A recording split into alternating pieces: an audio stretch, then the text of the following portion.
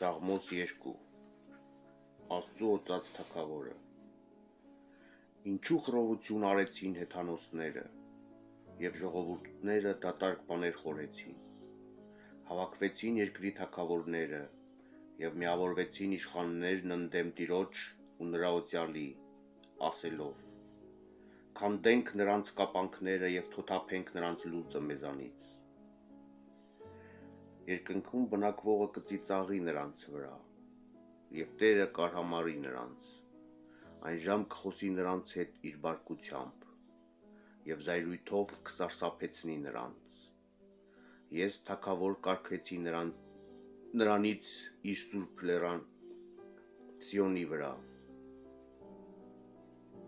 որ հռչակեմ Տիրոջ հրամանները։ Տերն ասաց ինձ. Դու իմ որդին ես, ես այսօր ծնեցի քեզ։ Խնդրիր ինձնից և հեթանոսներին քեզ կտամ, որպես ժառանգություն ու իշխանություն երկրի բոլոր ծագերում։ Նրանց կհովվես